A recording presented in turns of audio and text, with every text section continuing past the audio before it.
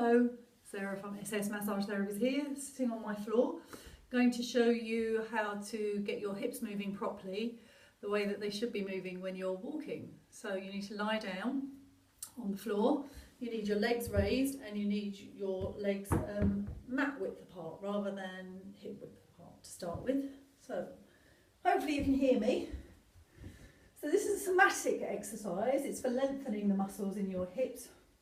What you need to do is keep the left leg pointing up towards the ceiling and you're dropping the right leg down towards the big toe on the left foot, and you're very slowly raising it up again, and then you're dropping the left leg down towards the right toe, keeping the right knee pointing up towards the ceiling.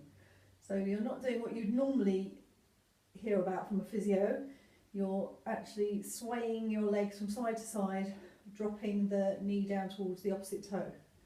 It's a very slow movement and it needs to be very controlled and done as slowly as you possibly can. If it hurts at any point, you need to slow the movement down and make it much smaller. So don't try and force your knee down to your toe.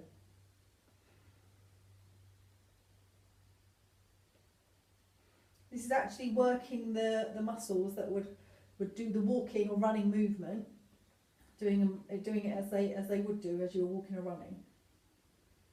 So you would do that a few times, and as slowly as you can, being very mindful, not doing it while the TV's on, not doing it while you're talking to anybody, and then fully relax. So let the knees drop in.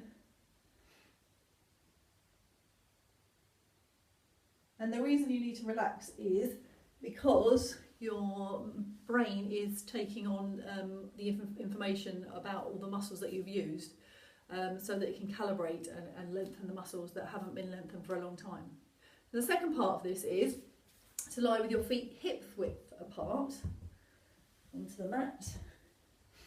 And this time what you're going to do is you're not trying to get your knee down to the floor or towards your other knee, or your other toe. You're just trying to push your right foot into the floor so that your hip on the right side raises up, and then very slowly down.